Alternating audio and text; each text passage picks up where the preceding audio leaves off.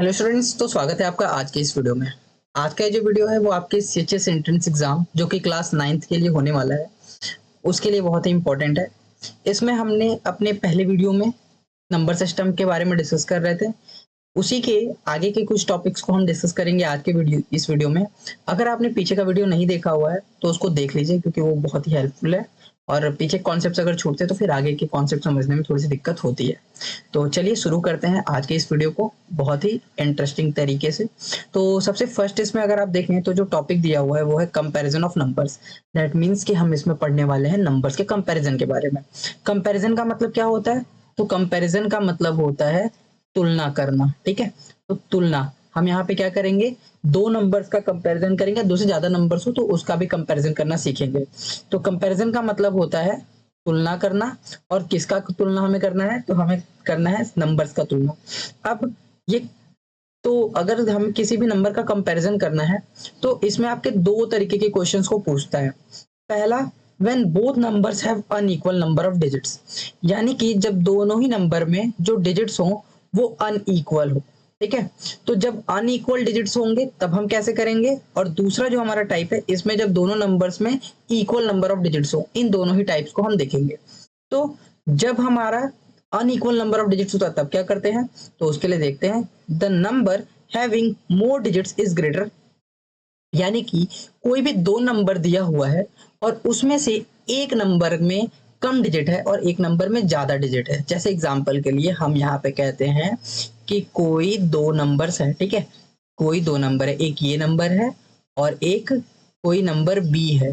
ठीक है, अब अगर हमको बताना है कि कौन सा नंबर बड़ा है, ए वाला या बी वाला, तो सबसे पहला काम हमको करना क्या है कि हम देखेंगे यहाँ पे डिजिट्स कितने। जैसे एक एग्जांपल के लिए हम लेते हैं, यहाँ पे एक नंबर हम ले लेते हैं 523 और बी वाले में हम एक कोई भी नंबर रैंडमली ले लेते हैं 4 डिजिट का। जैसे एग्जांपल के लिए 7827। तो अब अगर हम देखें तो हमको यहाँ पे करना क्या है, तो हम यहाँ पे करेंगे क्या, सबसे पहले तो जब अनइक्वल डिजिट हो, ये जो केस है इसमें देखिए इस ए वाले में कितने डिजिट्स हैं, इसमें 3 डिजिट्स हैं। कितने हैं? तो 3 डिजिट्स हैं। ठीक है, जबकि बी वाले नंबर में कितने हैं, तो 4 डिजिट्स हैं। बी वाले नंबर में 4 डिजिट्स हैं। अब अगर 3 डिजिट है और इधर 4 डिजिट है तो क्वेश्चन में साफ साफ बोला हुआ है कि जिस नंबर के पास ज्यादा डिजिट होगा वो नंबर बड़ा होगा। तो हम बहुत ही आसानी से कह सकते हैं क्या, कि ये जो 4 डिजिट वाला नंबर है ये बड़ा होगा। ठीक है, कैसे बड़ा होगा? तो देखिए यहाँ पे टोटल 3 डिजिट था, यहाँ पे टोटल 4 डिजिट था। तो 3 डिजिट वाला नंबर छोटा, 4 डिजिट वाला नंबर बड़ा। इसी सेम चीज को देखिए यहाँ पे बोला हुआ है कि ये जो बात कही गई है the number having more digit is greater, इसका मतलब क्या है? इसका मतलब है कि अगर कोई 5 डिजिट का नंबर है तो वो 4 डिजिट के नंबर से बड़ा होगा। देखिए यहाँ पे लगा हुआ है साइन ग्रेटर का। ठीक है, बट अगर कोई 4 डिजिट का नंबर है तो वो 3 डिजिट के नंबर से बड़ा होगा। और इसी तरीके से अगर कोई 2 डिजिट का नंबर है तो वो नंबर छोटा होगा 3 डिजिट के नंबर से, या 3 डिजिट वाला नंबर बड़ा होगा 2 डिजिट वाले नंबर से। तो ये हमारा पहला कॉन्सेप्ट था। अब इसमें एक एग्जांपल से समझते हैं, क्योंकि कोई भी कॉन्सेप्ट हो या कोई भी क्वेश्चन हो बिना एग्जांपल हमको उतने अच्छे से नहीं समझ में आता। और खासकर मैथ की अगर हम बात करें तो मैथ में तो बिल्कुल नहीं समझ में आने वाला है। तो इसको हम समझते हैं। जैसे एग्जांपल के लिए क्वेश्चन दिया हुआ है, find out which is greater, this number और दिस नंबर। तो अगर हम बात करें इन दोनों नंबर्स की, तो देखिए ये जो नंबर है इसमें कितने डिजिट से काउंट कर लेते हैं, 1 2 3 4 5 6 7। यानी यहाँ पे जो डिजिट्स है वो 7 है।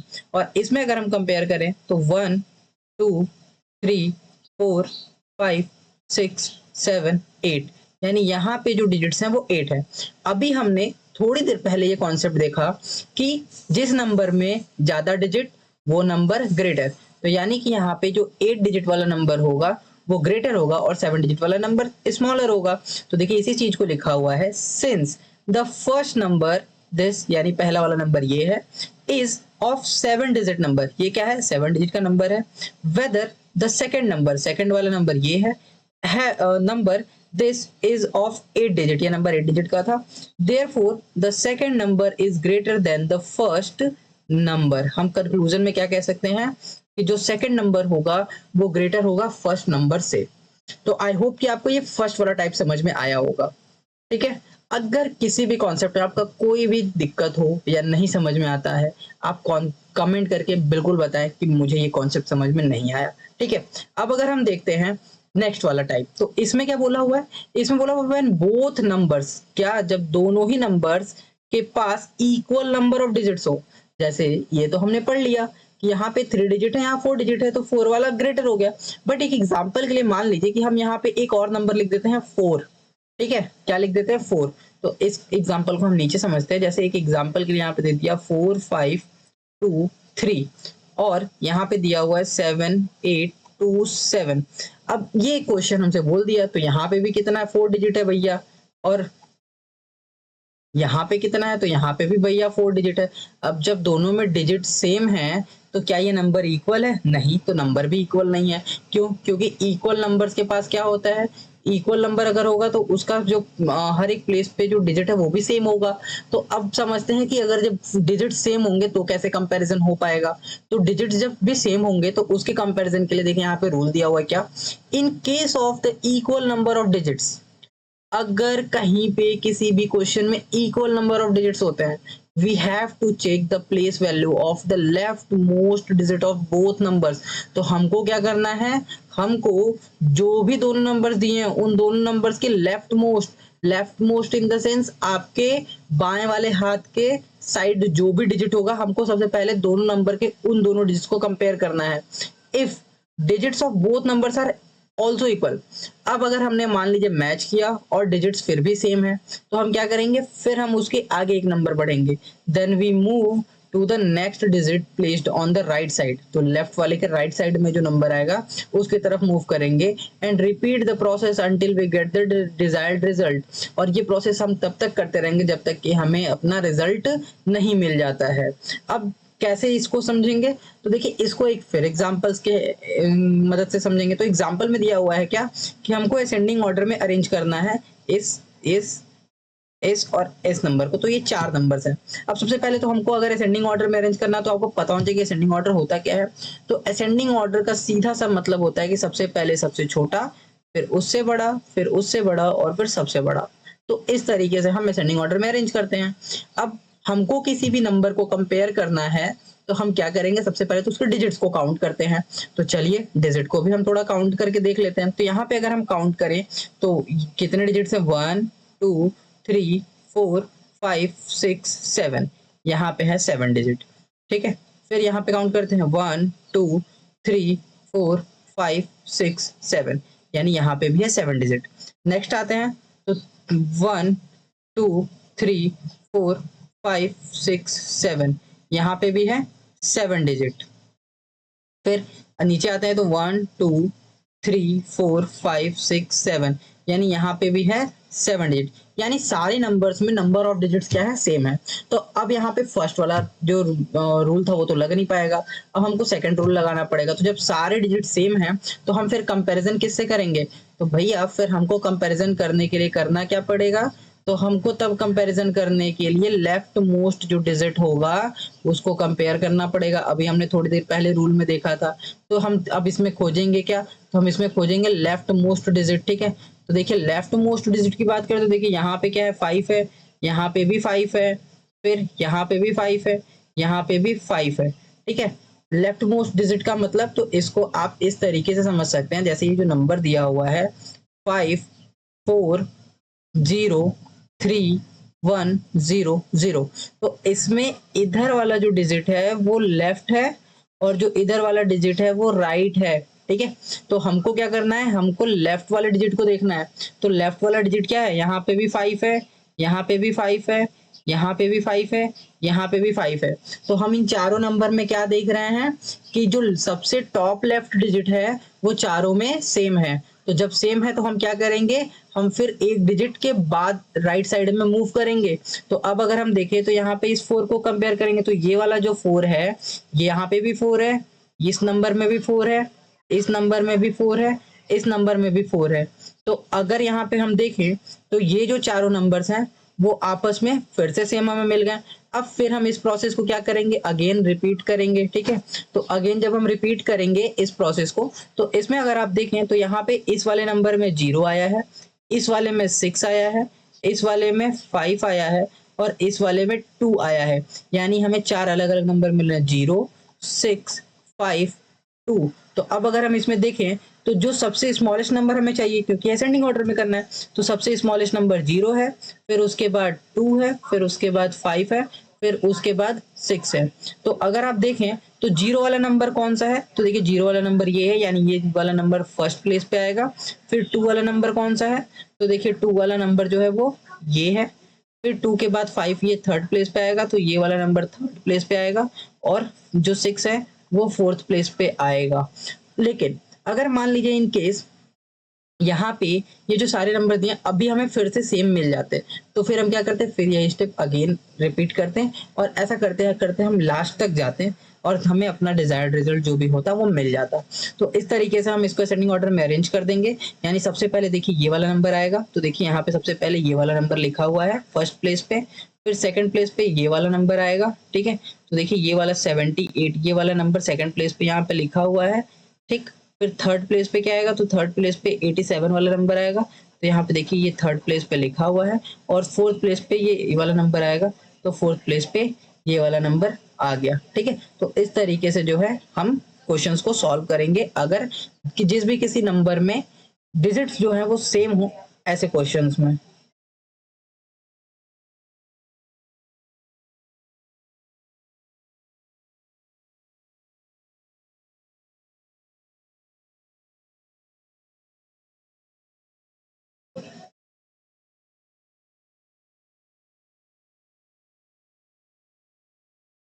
तो चलिए अब बढ़ते हैं अपने नेक्स्ट टॉपिक की तरफ।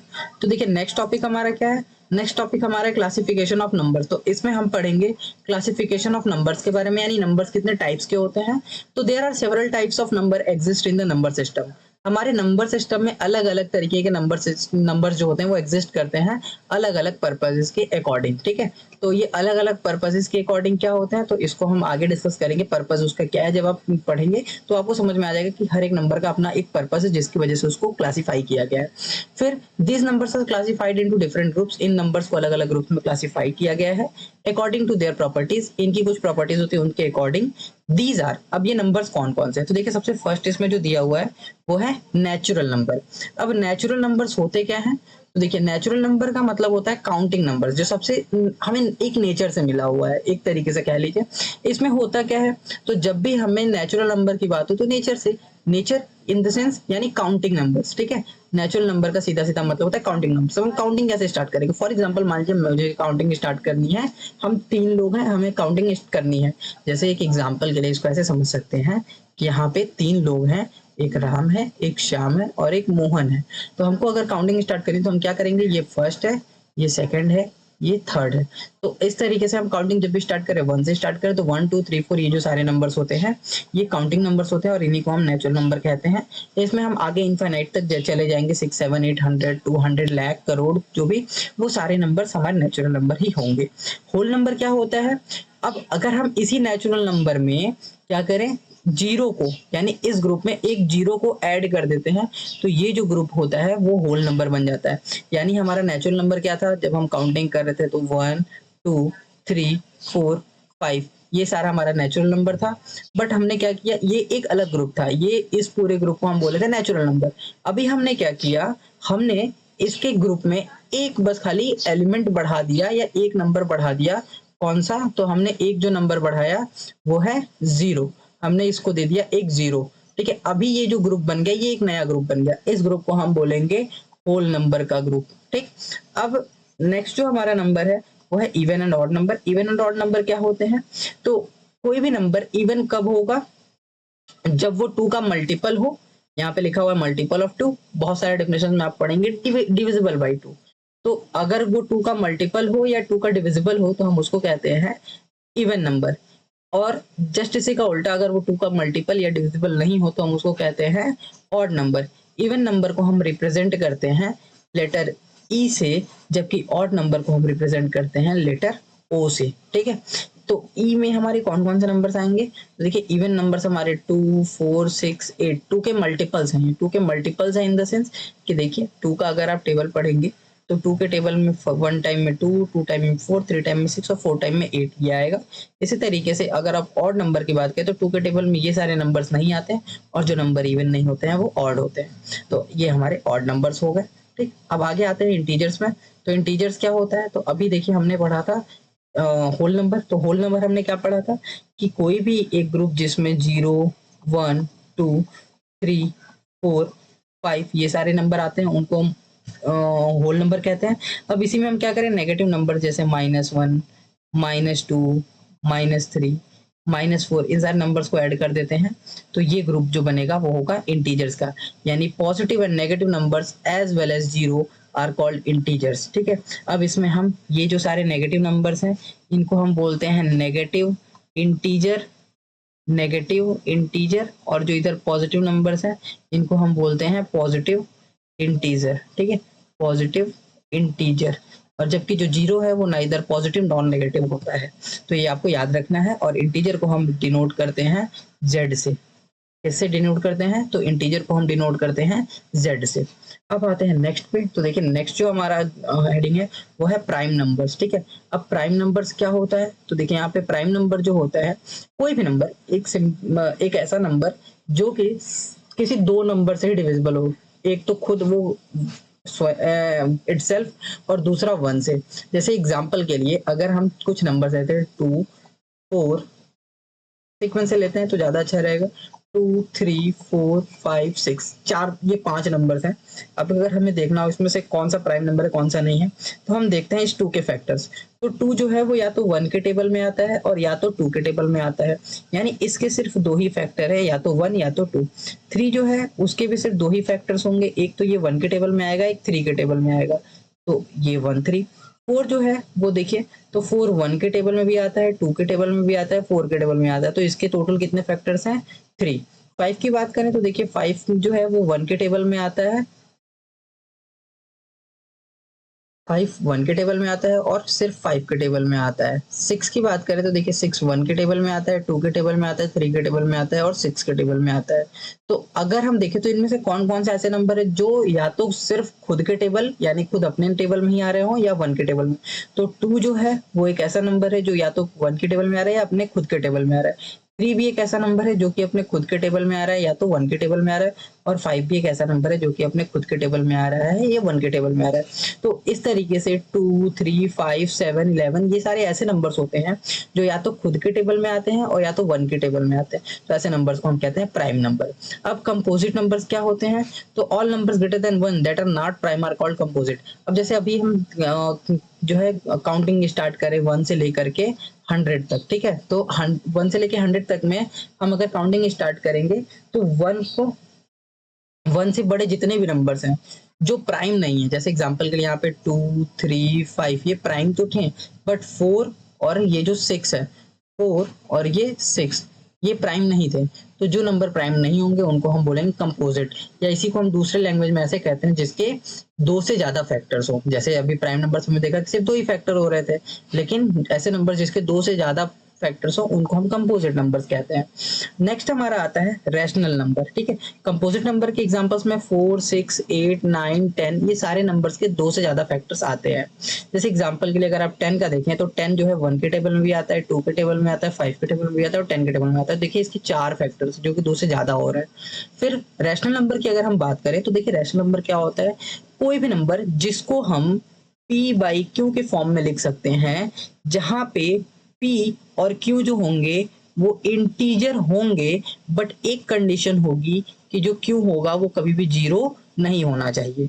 जैसे एग्जांपल के लिए एक हम नंबर देखें तो देखिए एक नंबर यहाँ पे 2/3 है, 2 भी एक इंटीजर है, 3 भी एक इंटीजर है, लेकिन 3 जो देखिए इसका क्यों यानी डिनोमिनेटर जो है वो 0 नहीं होना चाहिए, तो 3 यहाँ पे 0 नहीं है। लेकिन अगर हम यहाँ पे क्या करते हैं कि एग्जांपल के लिए ले ले कि क्या 2/0, तो ये नंबर जो है वो रैशनल नहीं होगा। बट अगर हम कहते हैं 0/2 तो यस ये रैशनल होगा। ऐसे क्वेश्चंस कई बार कंफ्यूजन के लिए एग्जाम्स में पूछ लेता है, तो आपको कंफ्यूज नहीं होना है। और रैशनल नंबर को हम रिप्रेजेंट करते हैं क्यू से, ये पॉजिटिव और नेगेटिव दोनों हो सकते हैं। इरेशनल नंबर्स क्या होते हैं, वो नंबर्स जो रैशनल नहीं होते उनको हम इरेशनल नंबर्स कहते हैं। ठीक है, अब यानी कि हम इन ऐसे नंबर्स जिनको पी बाई क्यू के फॉर्म में ना लिख सकें उन नंबर्स को हम कहते हैं इरेशनल नंबर। जैसे एग्जांपल के लिए √2, √3, √5, √7। बट अगर हम कहते √9 तो भैया √9 जो है वो इरेशनल नंबर नहीं है। क्यों? क्योंकि 9 को हम लिख सकते हैं 3 × 3 और जैसे ही ये बनेगा 3² तो ये रूट से बाहर चला जाएगा और ये आ जाएगा 3 और 3 को हम लिख सकते हैं 3/1। तो ये देखिए इसको हम p बाई क्यू के फॉर्म में लिख सकते हैं, इसलिए ये इरेशनल नंबर नहीं है। यानी किसी भी प्राइम नंबर को जब हम रूट में डाल देते हैं तो वो हो जाता है इरेशनल नंबर। ठीक है, या फिर एक और नंबर आता है पाई। इस पाई को भी हम कहते हैं इरेशनल नंबर जिसकी वैल्यू होती है 22/7। बट ये भी जो है वो इसको पी बाई क्यू के फॉर्म में लिखा जा सकता है। बट ये जो है इसका अगर एग्जैक्ट वैल्यू की बात करें तो वो हमने फाइंड नहीं, अभी तक किसी ने फाइंड नहीं कर पाया है। तो इस वजह से पाई को एक्सेप्शन रखा जाता है कि ये रैशनल है या इरेशनल। ठीक है, बट अगर क्वेश्चन आपसे एग्जाम में पूछता है कि पाई रैशनल है या इरेशनल तो आप इसको इरेशनल ही बताएंगे, रैशनल नहीं बताएंगे। ठीक है, अब देखिए तो इसके बारे में आप अभी अपने क्लास 9th में पढ़ेंगे बहुत ही डिटेल में, पाई और 22/7 के बीच में क्या डिफरेंस है, तो मैं यहाँ पे उसको डिस्कस नहीं कर रहा हूँ। नेक्स्ट आता है रियल नंबर। रियल नंबर क्या है? तो रियल नंबर एक ऐसा परिवार है जिसमें हमारे सारे नेचुरल नंबर भी आते हैं, होल नंबर भी आता है, इंटीजर भी आता है, रैशनल नंबर भी आता है और इरेशनल नंबर भी आता है। यानी एक ऐसा ग्रुप जिसमें सारे नंबर्स आते हैं उसी को हम क्या बोलते हैं? रियल नंबर कहते हैं। तो यहाँ तक की चीजें आपको समझ में आ गई होंगी। मिलते हैं अपने नेक्स्ट वीडियो में आगे के टॉपिक के साथ, तब तक के लिए जय हिंद, वंदे मातरम।